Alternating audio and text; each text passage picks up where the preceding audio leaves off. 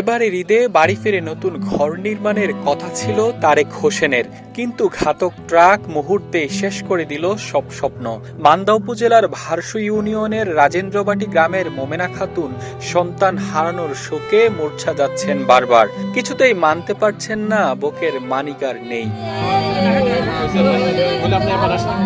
টাঙ্গাইলের কালিহাদীতে রড বোঝাই ট্রাক উল্টে প্রাণ হারানো 15 জনের মধ্যে 10 জনই নওগাঁর মান্দা উপজেলার বাসিন্দা। দুর্ঘটনার খবর গ্রামে পৌঁছাতেই শোকে স্তব্ধ হয়ে পড়েছে পুরো এলাকা। গ্রামের একের পর এক বাড়িতে এখন শুধুই শোকের মাতম। পরিবারের উপার্জনক্ষম ব্যক্তি হওয়ায় পরিবারগুলোতে নেমে এসেছে চরম অনিশ্চয়তা। শেষ হয়ে গেছে ঈদানন্দ, সেখানে এখন শুধু কান্না আর শোকের ছায়া। নিহতদের পরিবারকে আর্থিক সহযোগিতার ঘোষণা দিয়েছে স্থানীয় প্রশাসন। মান্দা উপজেলা নির্বাহী কর্মকর্তা আক্তার জাহান সাথী বলেন, ক্ষতিগ্রস্ত পরিবারগুলোর জন্য সহযোগিতার ব্যবস্থা করা হচ্ছে। জানিয়েছে যে এটা আমরা বেয়ার করব।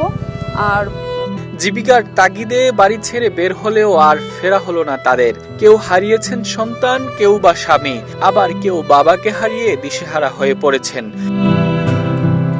Desk report, one digital desk.